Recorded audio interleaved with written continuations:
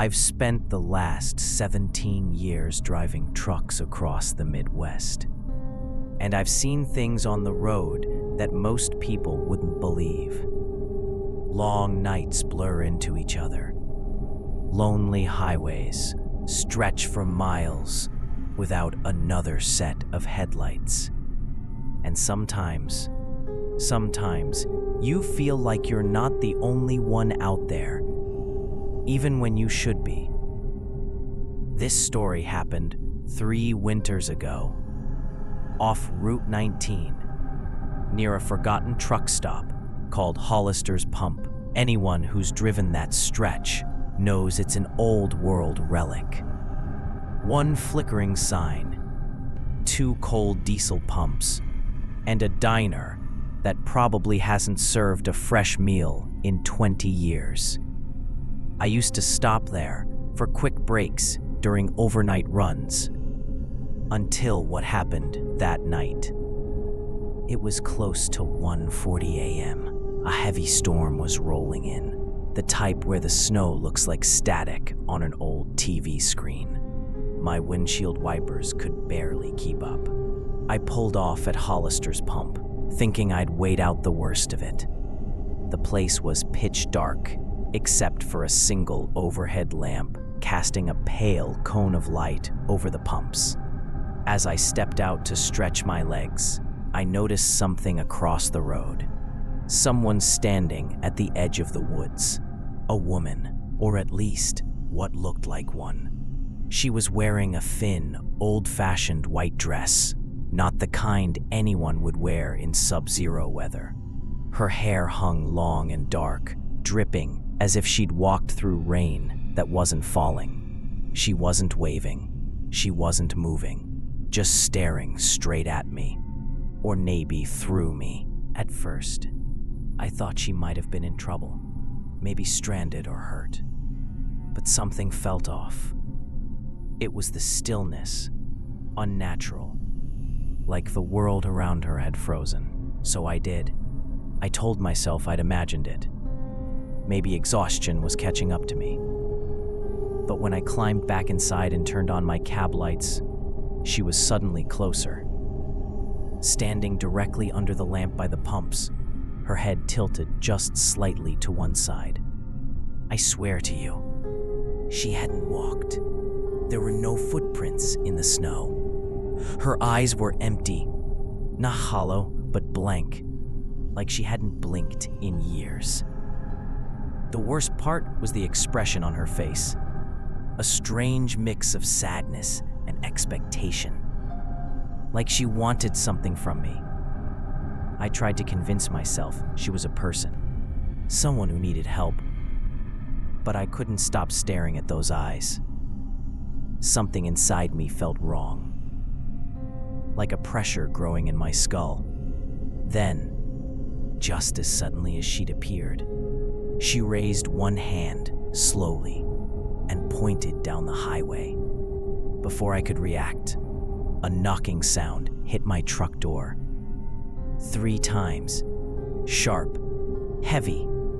My breath caught in my throat. No one was there. When I looked back toward the pumps, she was gone. The lamp flickered once and went out. The entire truck stop fell into darkness. Every instinct told me to drive, to get away. I slammed into gear, tires spinning on the icy asphalt, and tore down the highway faster than I should have. For the next mile, my hands were shaking so badly I could hardly keep the wheel straight. But the story doesn't end there. About 10 minutes later, the snow eased. My heartbeat finally began to settle until I checked my side mirror. For a split second, I saw her sitting in the passenger seat of my truck. Not solid, more like a pale reflection. Her head resting against the window, hair dripping, eyes open, but lifeless. I jerked the wheel, nearly skidding off the road. When I looked again, she was gone. I didn't stop driving until sunrise. The next day at a rest area diner, I told another driver what I'd seen. He didn't laugh. He didn't even look surprised. He just nodded slowly. Then he told me the story. Back in the late 70s, a girl had been hitchhiking near Hollister's Pump. During a winter storm, a trucker picked her up and drove for a few miles before she vanished from the passenger seat. When he reported it, local police said the same thing had happened multiple times, almost every decade. Some say she's trying to get home. Some say she relives her last night over and over. Others believe she warns drivers of something ahead. I didn't want to believe him, but deep down, I already knew the truth. A week later, I drove past Hollister's Pump again. In daylight, the place didn't seem so bad. Old, empty, forgotten. But as I passed, I saw a fresh set of footprints leading from the woods and stopping right where I had parked. No one else was around. No other trucks. No other cars. Just those footprints. I've avoided Route 19 ever since. But sometimes, on quiet nights, I swear I still see her in my mirror. Watching. Waiting. Wondering if I'll stop again. And every time I pass a lonely stretch of road, I can't help but wonder, what if she's not the only one still out there? I've always believed that truckers know the road better than anyone. We feel every shift in the wind, every strange hesitation in the engine, every moment the world around us changes.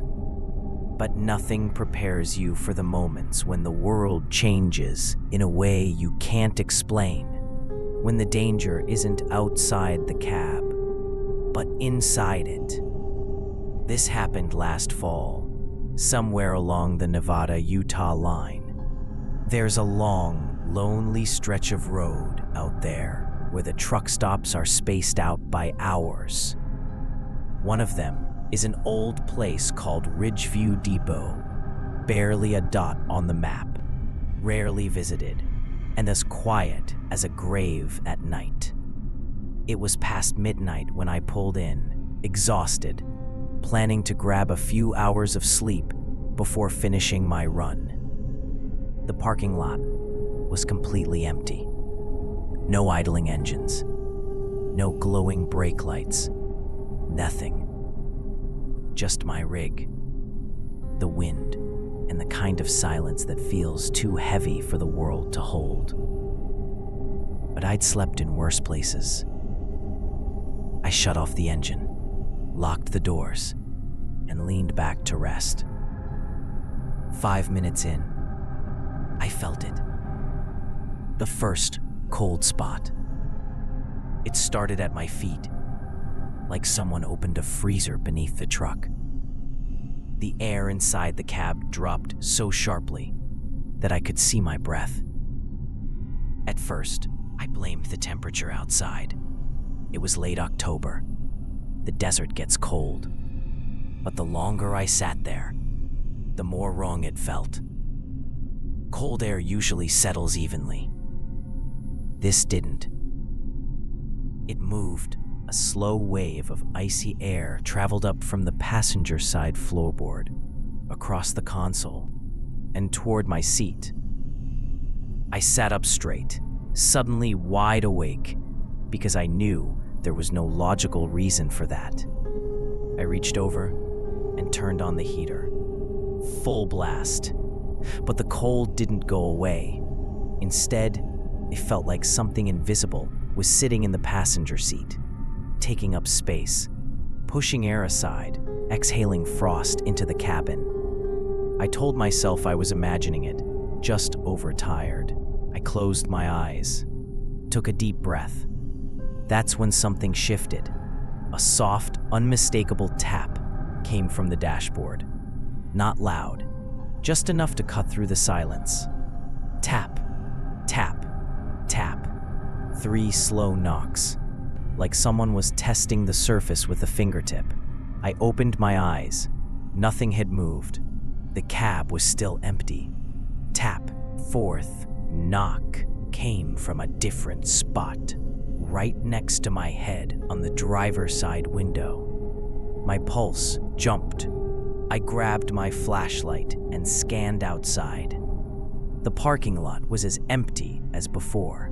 No footprints in the dirt. No shadows moving between the parked spaces. Not even animals. Nothing. When I turned the light off, I heard something behind me. A small, metallic rattle. The sound of something sliding across the floor. I looked down. My metal thermos, which I'd set securely in the cup holder, was now lying near the passenger side footwell, on its side, slowly spinning, like it had been pushed. My breath caught in my throat. I stared at that thermos for what felt like forever. Then I reached down, picked it up, and set it back into place, tightening it firmly. I waited. 30 seconds passed. Then, click. My glove compartment opened on its own.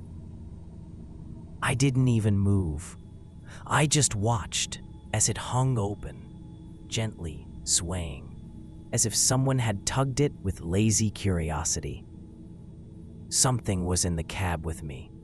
Something I couldn't see. The cold air thickened again, settling behind me this time. My skin prickled.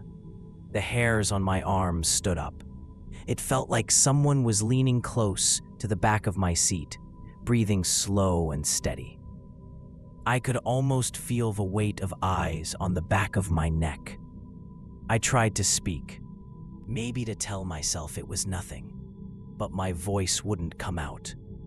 My mouth was dry, throat locked shut by fear. I don't know how long I sat there, frozen, listening to the quiet breathing behind me. But eventually, the temperature shifted. The air warmed, almost instantly, like someone had stepped out of the cab. The pressure lifted. The presence gone. I reached for the ignition with shaking hands and started the truck. I didn't check the mirrors. I didn't look back. I just drove out of Ridgeview Depot, out of that empty parking lot, back onto the highway. 15 miles later, I finally found the courage to glance at the passenger seat. The seatbelt was buckled. I hadn't touched it. I've never returned to Ridgeview Depot, and I never will, because I'm still not sure what climbed into my cab that night. But every once in a while, when I park alone in a dark lot, I feel that cold spot again, and I know it's still with me, somewhere.